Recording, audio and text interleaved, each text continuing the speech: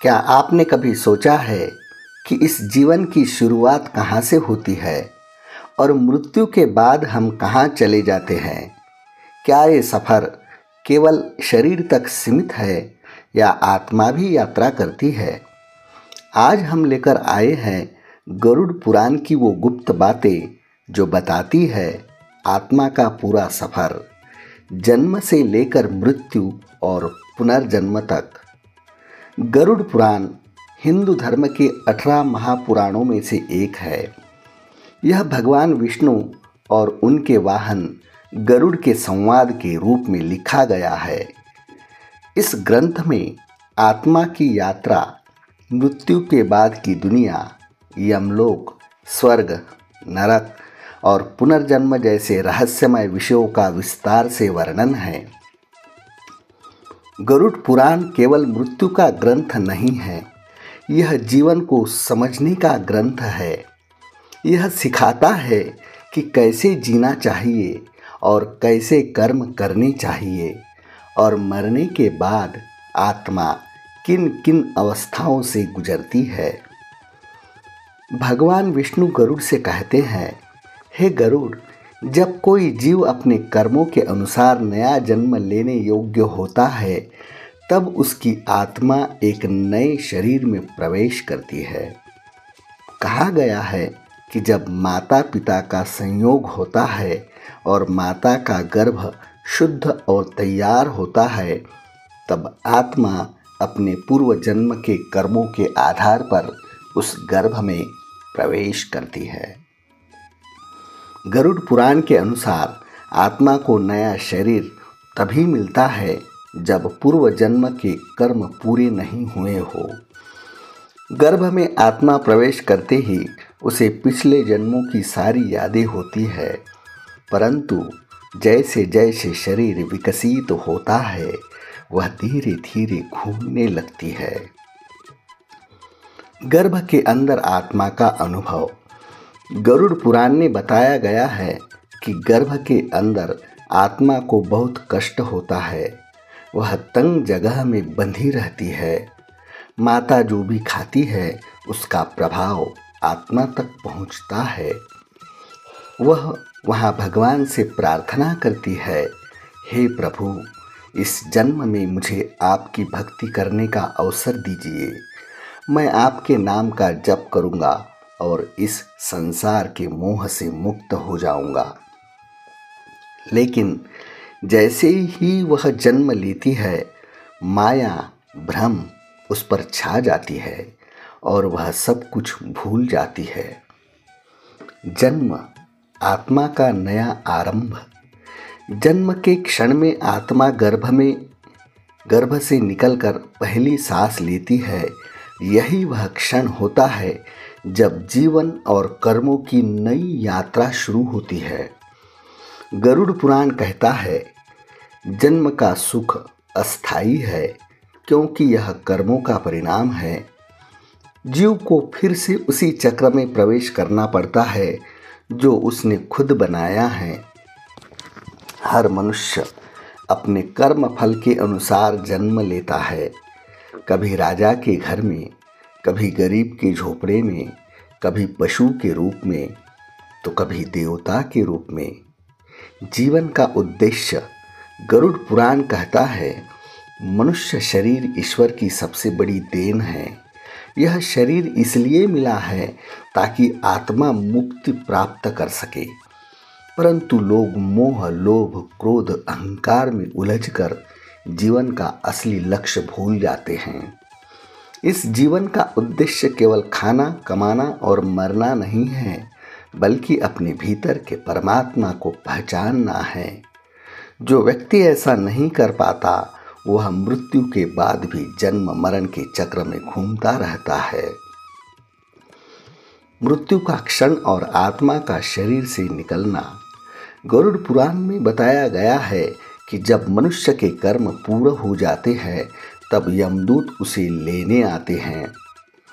मृत्यु का वह क्षण कैसा होता है, आत्मा कैसे शरीर से निकलती है और यमलोक की यात्रा कैसे होती है, इन रहस्यों को हम गरुड़ पुराण के अनुसार मृत्यु और परलोक की यात्रा में देख रहे हैं। अगर आपको यह वीडियो ज्ञानवर्धक और रहस्यमय लगा तो इसे लाइक करें, शेयर करें और सब्सक्राइब करें। मृत्यु के बाद आत्मा किन किन रास्ते से गुजरती है, कौन से कर्म उसे नरक या स्वर्ग की ओर ले जाते हैं और पुनर्जन्म की प्रक्रिया कैसे होती है। गरुड़ पुराण केवल मृत्यु का नहीं बल्कि जीवन के अर्थ का ग्रंथ है। मृत्यु एक ऐसा शब्द जिससे हर इंसान डरता है, पर क्या कभी आपने सोचा है कि मरने के बाद वास्तव में होता क्या है? क्या आत्मा तुरंत चली जाती हैं? क्या यमदूत सच में आते हैं? और क्या मृत्यु का अनुभव दर्दनाक होता है या मुक्ति देने वाला होता है? आज हम खोलने जा रहे हैं गरुड़ पुराण का वो अध्याय जो बताता है आत्मा के शरीर छोड़ने से लेकर यमलोक तक पहुंचने की पूरी यात्रा। गरुड़ पुराण में कहा गया है, जब जीव के कर्म समाप्त होने लगते हैं तब मृत्यु धीरे धीरे उसके शरीर में प्रवेश करती है। पहले उसके पैरों की शक्ति चली जाती है, फिर हाथों की, फिर आँखों की रोशनी मंद होने लगती है और अंत में प्राण हृदय में सिमट आते हैं। इस अवस्था में जीव अपने आसपास के लोगों को देख तो रहा होता है पर कुछ कह नहीं पाता। उसका मन शरीर से अलग होने की तैयारी कर रहा होता है। गरुड़ पुराण के अनुसार जब मृत्यु का समय आता है तो प्राणवायु धीरे धीरे सिर की ओर उठने लगती है। जिस व्यक्ति ने जीवन भर शुभ कर्म किए होते हैं उसकी आत्मा सहजता से सिर के ब्रह्मरंध्र सहस्त्रार चक्र से बाहर निकलती है, लेकिन जिसने पाप किए हो उसकी आत्मा को नाक, आँख या अन्य मार्गों से बाहर खींचा जाता है। यह प्रक्रिया बहुत ही पीड़ादायक होती है। गरुड़ पुराण कहता है, पापी व्यक्ति की आत्मा को शरीर से जबरदस्ती खींचा जाता है, जैसे किसी पेड़ से कांटों में उलझे बाल खींचे जाए। मृत्यु के क्षण में जब आत्मा बाहर निकलने लगती है तब यमदूत वहां पहुंचते हैं। गरुड़ पुराण उन्हें वर्णित करता है। उनका शरीर विशाल, काला और भयानक होता है। हाथों में रस्सियाँ और गदा होती है और उनकी उपस्थिति से वातावरण कांपने लगता है। जो व्यक्ति पुण्यात्मा होता है उसे ये यमदूत दंड देने वाले नहीं बल्कि मार्गदर्शक बनकर मिलते हैं। वे आत्मा से मधुर स्वर में कहते हैं, चलो अब तुम्हें अपने कर्मों का फल देखने का समय आ गया है। परंतु जिसने पाप किए हो उसे यमदूत घसीट कर ले जाते। वह आत्मा चिल्लाती है पर कोई नहीं सुन पाता। गरुड़ पुराण बताता है कि मृत्यु के बाद आत्मा तुरंत यमलोक नहीं जाती। अब हम देखेंगे मृत्यु के बाद 9 दिनों की स्थिति। वह 9 दिनों तक अपने घर के आसपास भटकती रहती है। उसे अपने परिवार, घर, शरीर से मोह रहता है। वह अपने प्रियजनों को रोते हुए देखती है पर कुछ कर नहीं पाती। कहा गया है कि आत्मा बार बार अपने शरीर के पास जाती है और सोचती है, यह मेरा शरीर था और अब यह राख बन रहा है। यही कारण है कि हिंदू परंपरा में पहले 13 दिनों तक पिंडदान और श्राद्ध किए जाते हैं ताकि आत्मा को मार्गदर्शन मिले, वह अपनी यात्रा को आगे बढ़ा सके। आत्मा की यात्रा पृथ्वी से यमलोक तक। 10वें दिन आत्मा यमदूतों के साथ अपनी यात्रा शुरू करती है। इस यात्रा को प्रेत यात्रा कहा जाता है। गरुड़ पुराण के अनुसार यमलोक तक पहुंचने में आत्मा को 17 दिन लगते हैं। कुल मिलाकर मृत्यु के बाद 47वें दिन तक वह अपने कर्मों का हिसाब देखने पहुंचती है। इस यात्रा के दौरान आत्मा 16 भयानक नदियों, पहाड़ों और अंधकारमय जंगलों और आग के रास्ते से गुजरती है। यह रास्ते उसके कर्मों के अनुसार सरल या कठिन बनते हैं। वैतरणी नदी का भयानक दृश्य। यमलोक पहुंचने से पहले आत्मा को पार करनी पड़ती है वैतरणी नदी। यह नदी रक्त, मांस और गंदगी से भरी होती है। यह पापियों के लिए सबसे भयानक परीक्षा होती है। गरुड़ पुराण कहता है, जो व्यक्ति जीवन में दान करता है, गो सेवा करता है और धर्म का पालन करता है, उसके लिए यह नदी दूध की तरह शांत हो जाती है। परंतु जिसने पाप किए हो वह इस नदी में गिरता है, जहाँ मछलियाँ और जीव उसके प्रेत शरीर को नोचते हैं। इसलिए कहा गया है, जीवन में दान करना, गोदान करना वैतरणी पार करने की कुंजी है। यमराज का दरबार। आखिर आत्मा पहुंचती है यमपुरी में यमराज के दरबार में। वहाँ चित्रगुप्त बैठते हैं, जिनके पास हर जीव का पूरा हिसाब होता है। कर्मों की गिनती की जाती है, हर छोटा बड़ा, हर विचार, हर पाप, हर पुण्य दर्ज होता है।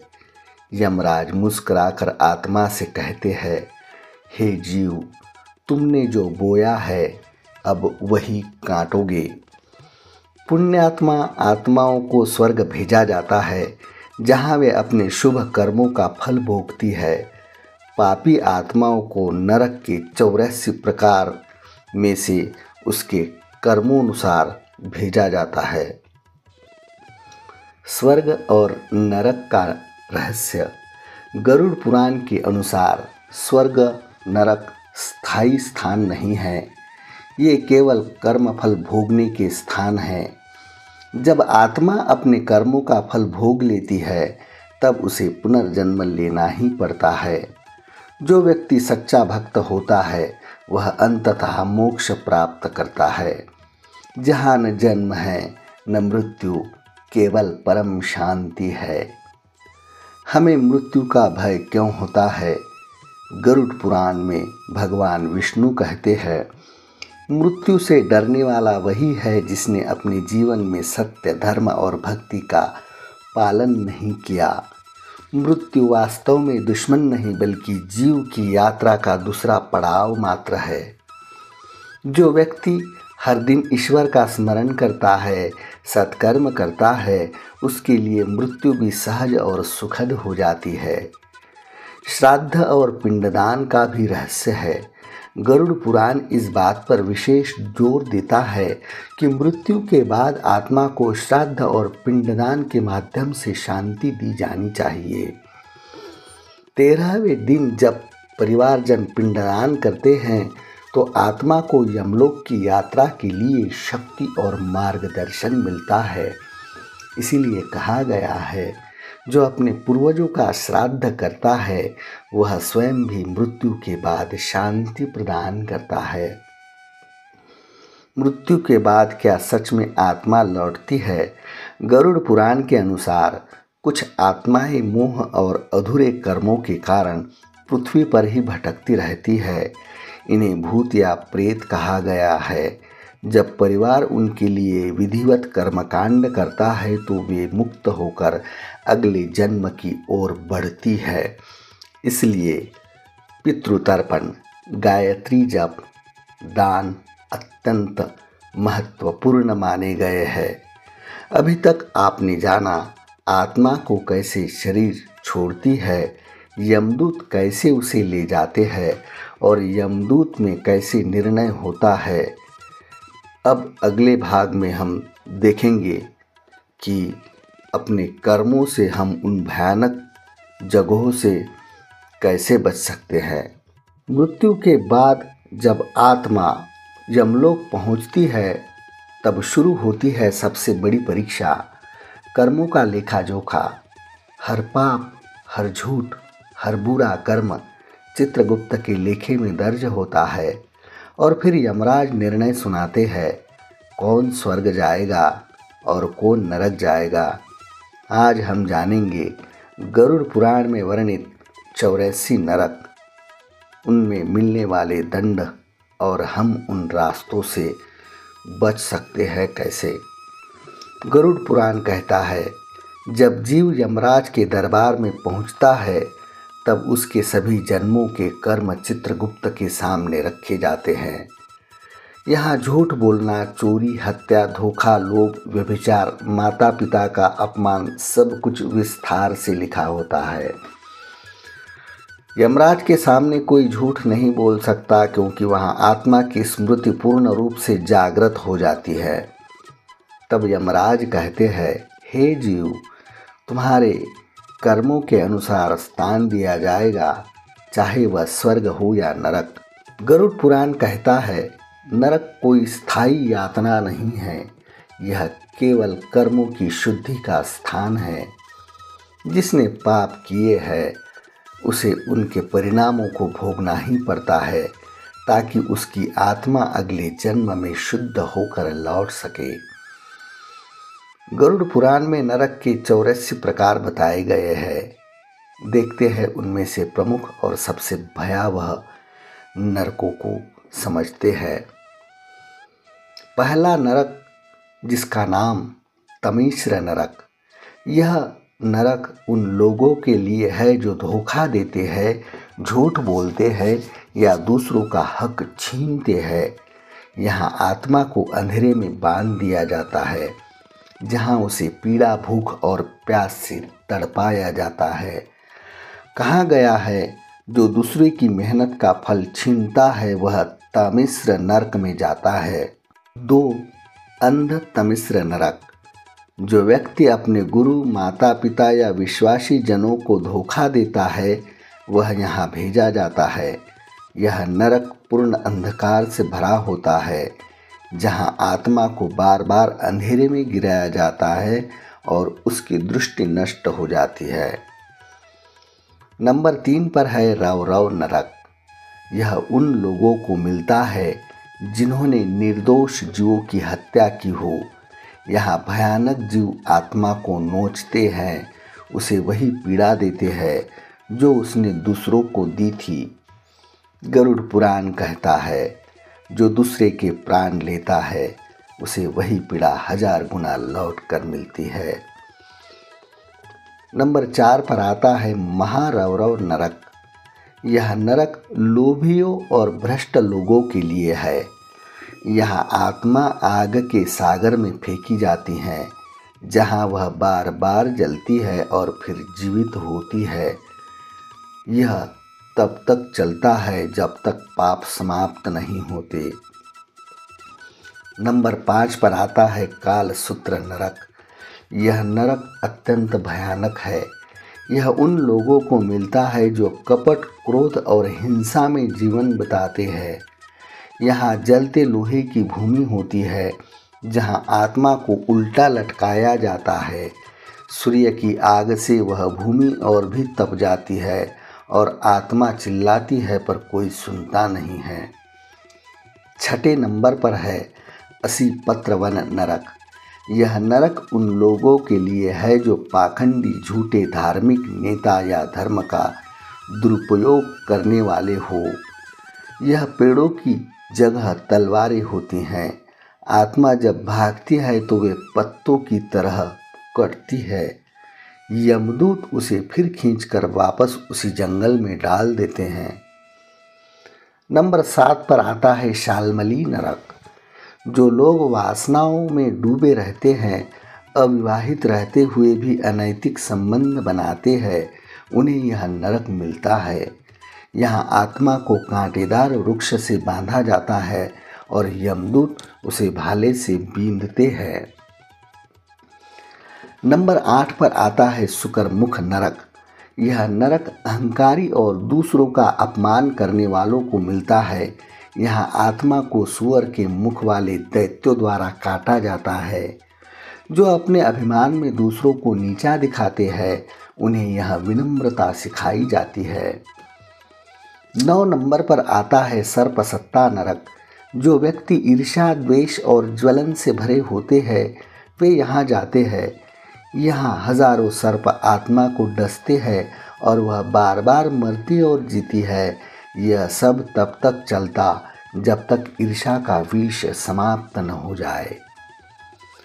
नंबर 10 तृणधारा नरक। यह नरक उन लोगों के लिए है जो दान न करते हैं और गरीबी की मदद से मुंह मोड़ लेते हैं।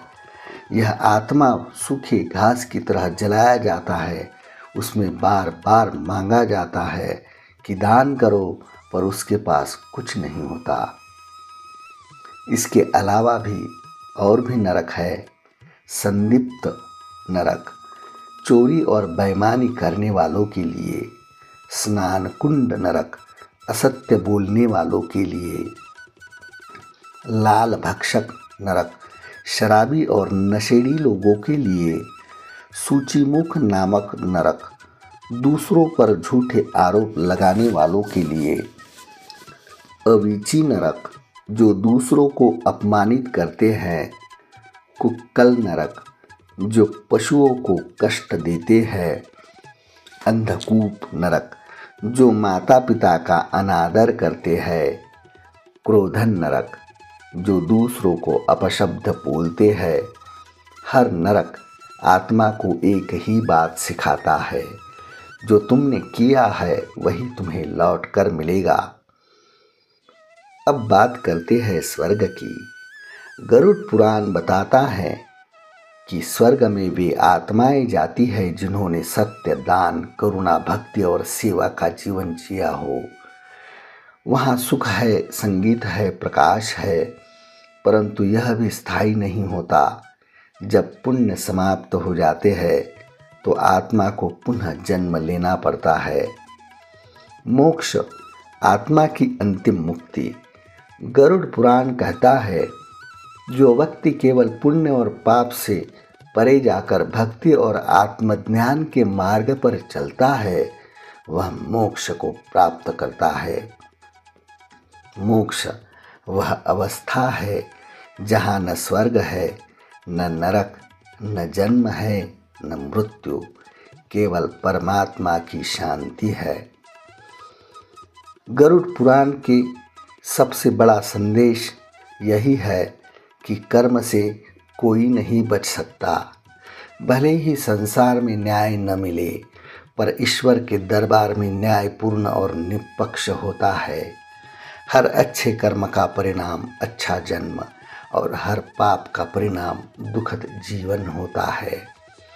इसलिए कहा गया है, कर्म करो पर फल की चिंता मत करो, क्योंकि फल तो तुम्हें यमराज के दरबार में मिल ही जाएगा।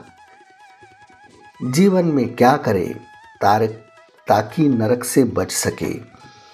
गरुड़ पुराण हमें चेतावनी देता है, पर साथ ही उपाय भी बताता है।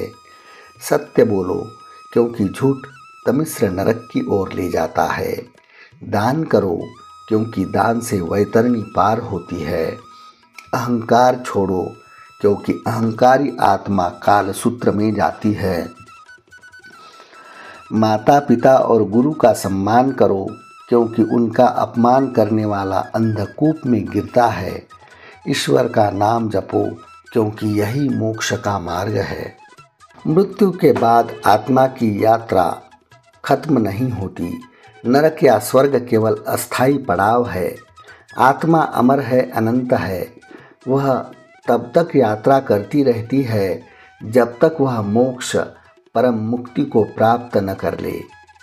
आज हम जानेंगे गरुड़ पुराण के अनुसार पुनर्जन्म कैसा होता है और आत्मा मोक्ष कैसे प्राप्त करती है।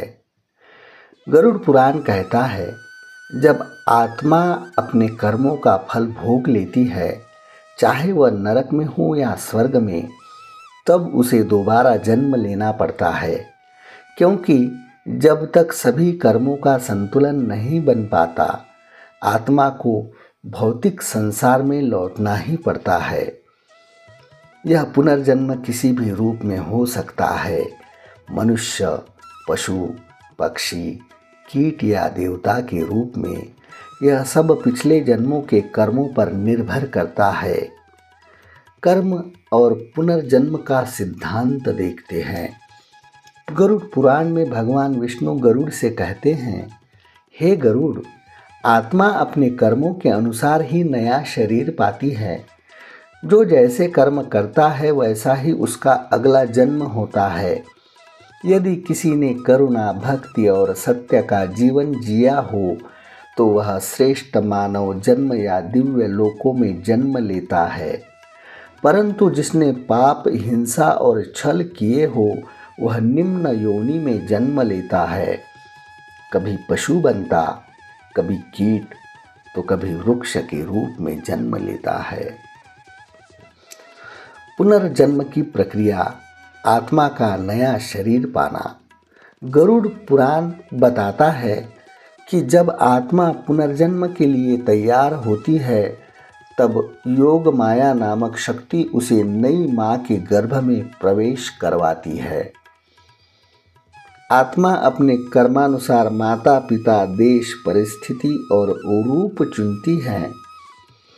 जिन कर्मों का फल उसे भोगना होता है वैसे ही परिवेश उसे प्राप्त होते हैं। इस प्रकार आत्मा फिर से संसार में आती है नई देह के साथ, परंतु पुराने कर्मों के बोझ के साथ। जीवन और मृत्यु का अंतहीन चक्र। गरुड़ पुराण इसे संसार चक्र कहता है, जहां आत्मा बार बार जन्म लेती है, मरती है और फिर नए शरीर में प्रवेश करती है।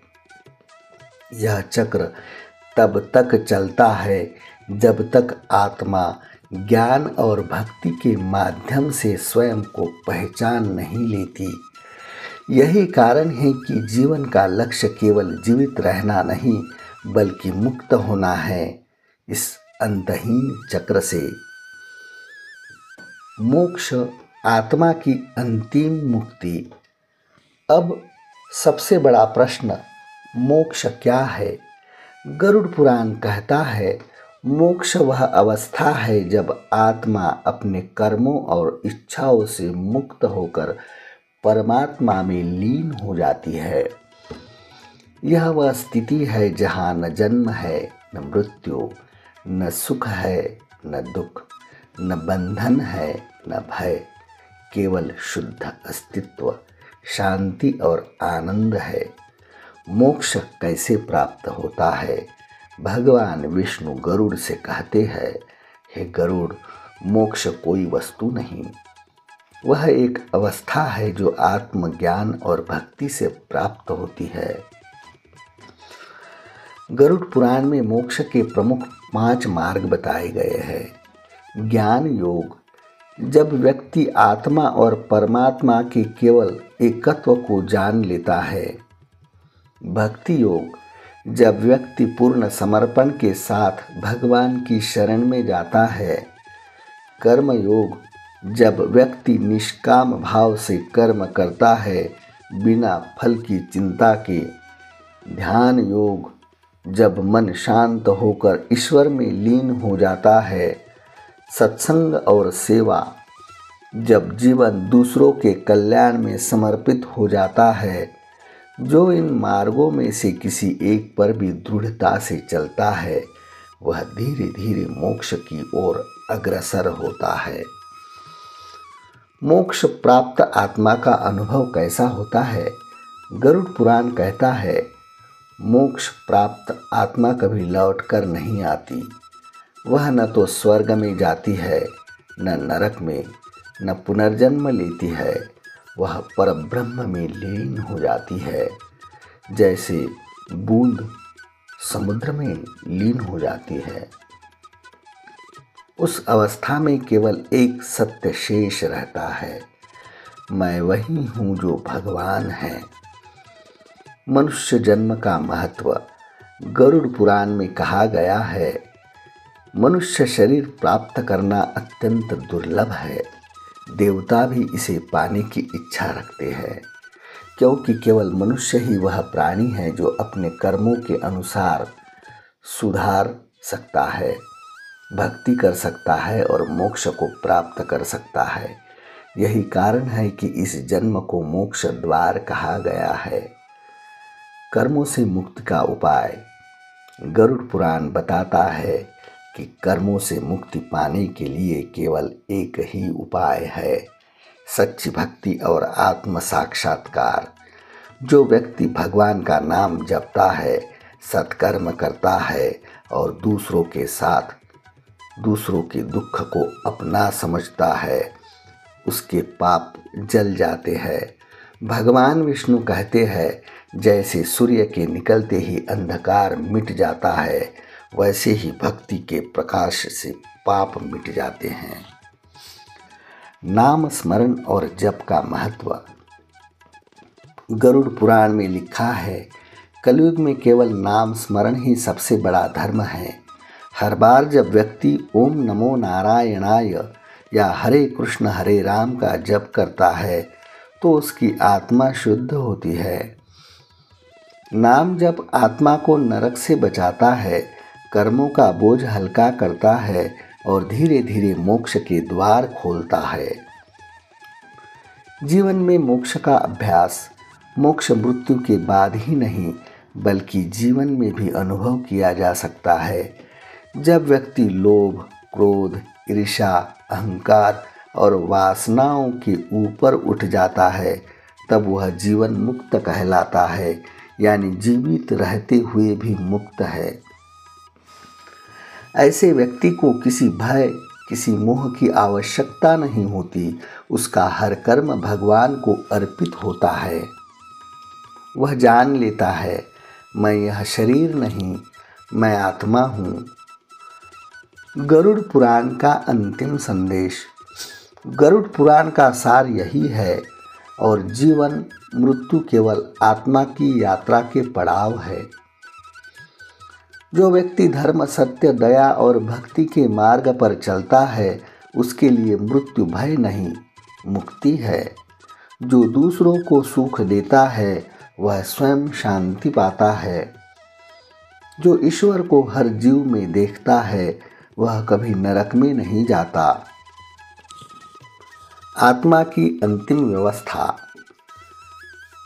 जब आत्मा अपने समस्त कर्मों, वासनाओं और इच्छाओं से मुक्त हो जाती है तब वह परमात्मा में लीन हो जाती है।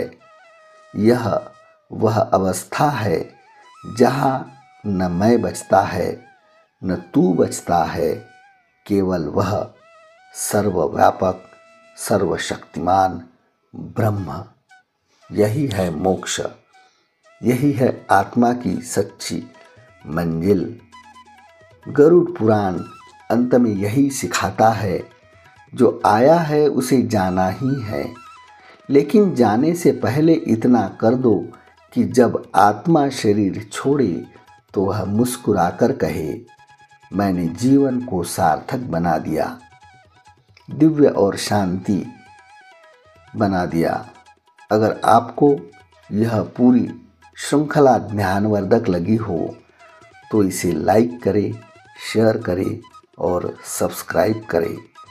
गरुड़ पुराण केवल मृत्यु का ग्रंथ नहीं बल्कि जीवन जीने की कला है। हमारा कर्म, हर विचार आत्मा की अगली यात्रा तय करता है। इसलिए प्रेम करो, क्षमा करो और भक्ति में जीवन बिताओ, क्योंकि यही है मोक्ष का सच्चा मार्ग।